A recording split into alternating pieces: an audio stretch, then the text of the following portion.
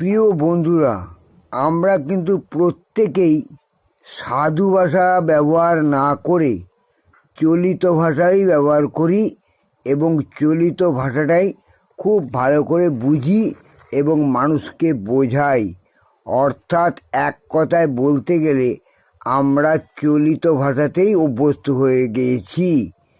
কিন্তু যদি কেউ সাধু ভাষায় তার সঠিক বর্ণনাটা করে, সঠিক বর্ণনা করার পরে আমরা কিন্তু অনেকেই তার 90% মানে বুঝতে পারি না, অথচ খুবই সুন্দর সেই সাধু ভাষায় তিনি বর্ণনা করে তার অভিপ্রায় বুঝিয়ে দিয়েছেন। আমি একটা খুব ভালো উদাহরণ সহ সত্য ঘটনা বলছি।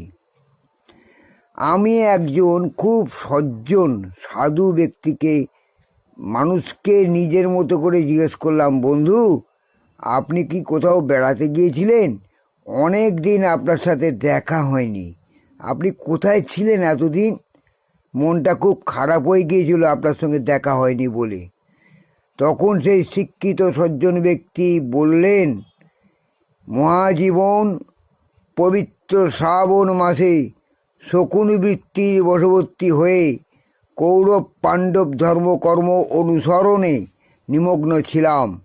ভগবান শ্রীকৃষ্ণের জন্মস্থল ভ্রমণের সৌভাগ্য প্রাপ্ত হয়েছি এবং সেই উপলক্ষে সেইখানে কিছুকাল নিবাসের পরে আজ নিজ বাসভবনে উপনীত হয়েছি বন্ধু। তাই একটু বাইরে বেরিয়েছি এবং তুমি আমার দেখা পেয়েছো। শুনে আমি চমৎকার হয়ে গেলাম। ওরে বাপরে, কি সুন্দর তার বর্ণনা দিলেন যে তিনি কোথায় ছিলেন।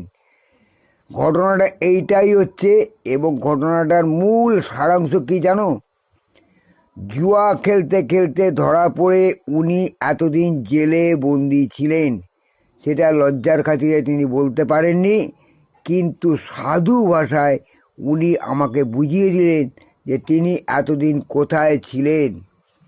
তাহলে বোঝো, শিক্ষার প্রকৃত গুণ প্রকাশ পাবেই বন্ধুরা। তোমরা প্রকৃত শিক্ষা অর্জনের জন্য আমার এই ইউটিউব প্রোফাইলটাকে এক্ষুনি সাবস্ক্রাইব করো। তোমাদের জ্ঞান এবং ভবিষ্যৎ উন্নতি হবেই হবে, কারণ আমি কাউকে বিপথে চালনা করি না, মিথ্যা কথা বলি না এবং সবাইয়ের মঙ্গল কামনাই করি, যা আজ পর্যন্ত কেউ তোমাদের সেটা করেনি এবং করবেও না। তাই আমার ইউটিউব প্রোফাইলটাকে সাবস্ক্রাইব করে আমার পাশে থাকো এবং আমাকে ফলো করো।